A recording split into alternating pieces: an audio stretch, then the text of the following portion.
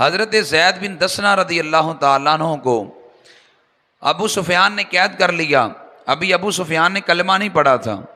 قید کر لیا تو حرم شریف سے باہر لے گئے اور ابو سفیان نے جا کر اپنی تلواریں حضرت زید بن دسنہ کے یوں گردن پہ رکھیں اور پوچھا، او زید، میں تجھے جس رب کی تو عبادت کرتا ہے اس کا واسطہ تجھے دیتا ہوں، جس نبی کا تو کلمہ پڑھتا ہے میں اس نبی کا تجھے واسطہ دیتا ہوں، مجھے سچ سچ بتانا، آج تو یہاں ہمارے سکنجے میں ہے، اگر تیری جگہ پہ اللہ کے رسول تیری جگہ پہ ہوتے اور تو اپنے گھر میں اپنے بچوں کے ساتھ بیٹھا ہوتا، بتا پھر تیرا حضرت زید بن دسنہ کا امتحان لیا جا رہا تھا کہ آج تو یہاں پہ ہمارے شکنجے میں ہے، اور اگر معاملہ اس کے برعکس ہو کہ تو اپنے گھر میں آرام سے بیٹھا ہو اور تیری جگہ پہ تیرے نبی علیہ السلام ہماری گرفت میں ہو، پھر تیرا کیا بنے گا؟ سنے ایک عاشق کا جملہ کیا ہے. حضرت زید بن دسنہ رضی اللہ تعالیٰ عنہ فرمانے لگے، او ابو سفیان، کہ تو یہ بات کرتا ہے کہ میری جگہ پہ اللہ کے رسول علیہ السلام ہو اور تم یہ رویہ ان کے ساتھ اپناؤ، ان کو تم شہید کرو. سنو، زید بن دسنہ فرمانے لگے، ہم تو یہ بھی گوارا نہیں کرتے کہ ہمارے نبی پاک علیہ السلام کو کانٹا چبھ جائے اور ہم اپنے گھروں میں آرام سے بیٹھے رہیں. فرمایا ہم تو یہ بھی گوارا نہیں کرتے.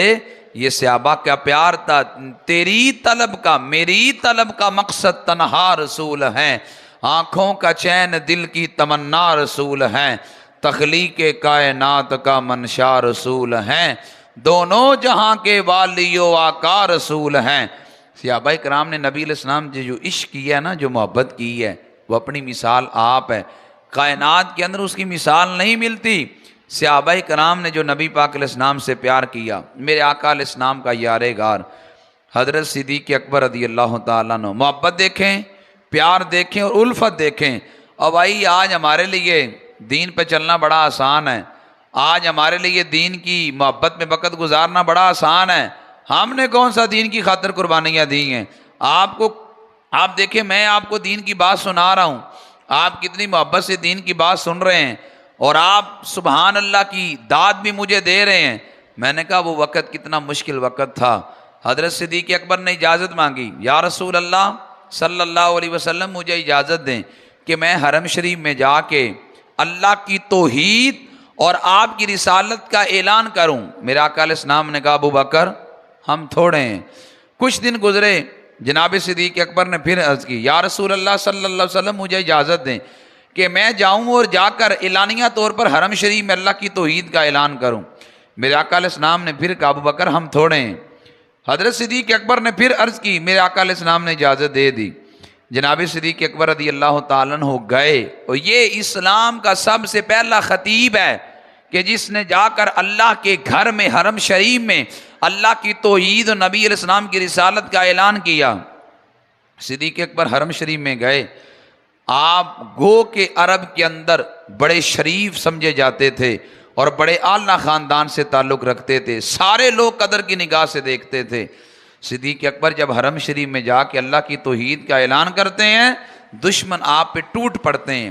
صدیق اکبر کو اتنا مارتے ہیں کہ آپ کی یہ رخسار سوج جاتے ہیں اور ناک نظر نہیں آتا کہ چہرے میں ناک کدھر ہے، اتنا چہرہ مبارک صدیق اکبر کا سوج جاتا ہے.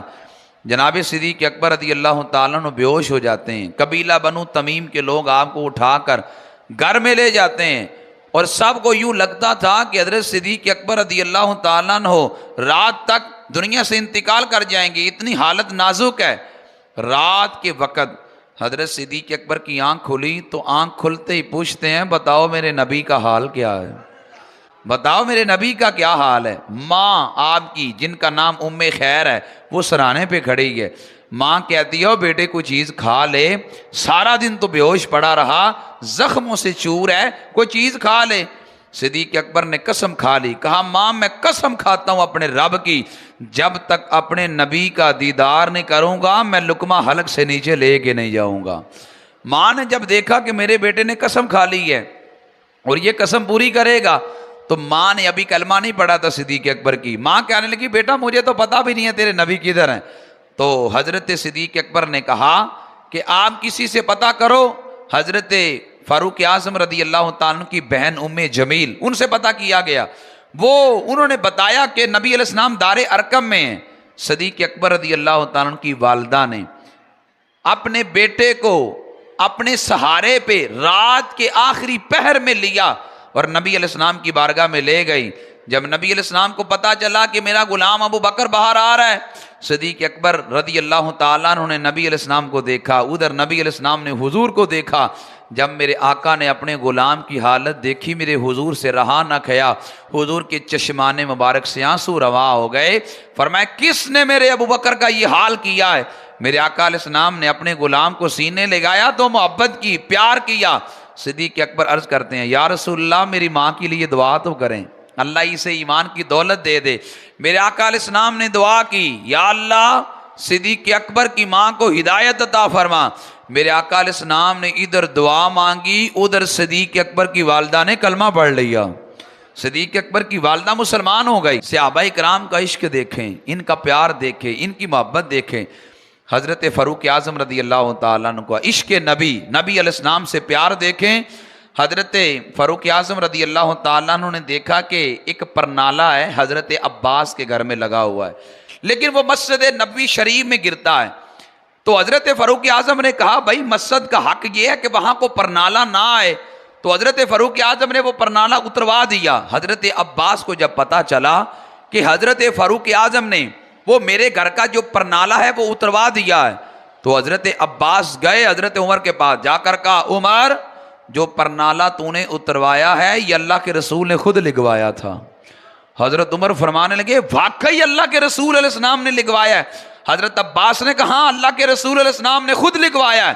حضرت عمر فرمانے لگے کہ میں نیچے بیٹھتا ہوں، آپ اپنا قدم میری کمر پہ رکھ کے وہ پرنالہ لگائیں جو عمر نے اتارنے کا حکم دیا ہے۔ کم از کم عمر کی یہ سزا تو بنتی ہے کہ جس نے وہ پرنالہ اتروایا ہے جو اللہ کے رسول علیہ السلام نے خود لگوایا ہے۔ ان کا پیار دیکھیں، ان کی محبت دیکھیں، نبی پاک صلی اللہ علیہ وسلم کے دین کے ساتھ ولولہ دیکھیں۔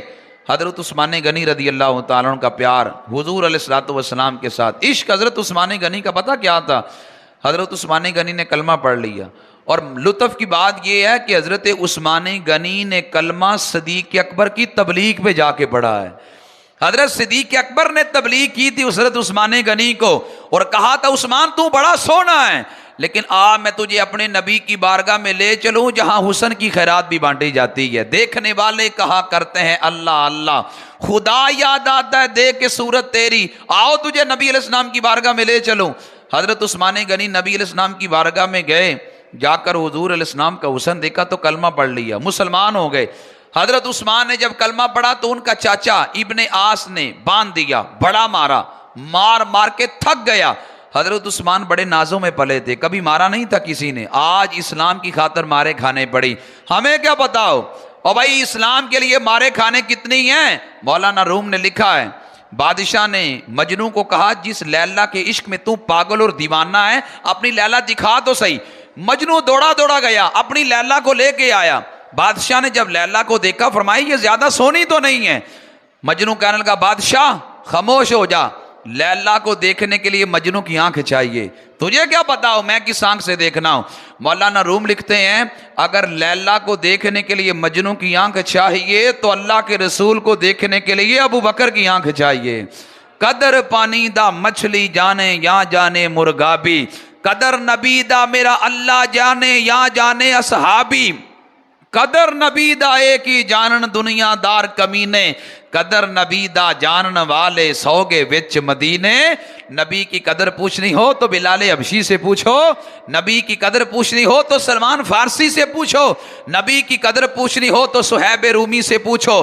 ہمیں کیا پتا اس نبی کی قدر و قیمت کیا ہے جس نبی نے اس دین اور اسلام کی خاطر طائف کے بازاروں میں پتھر کھائے، حضرت بلال حبشی نے جس اسلام کی خاطر مارے کھائیں، حضرت صہیب رومی نے جس اسلام کی خاطر تکلیفیں کاٹی، حضرت خبیب نے جس اسلام کی خاطر مارے کھائیں۔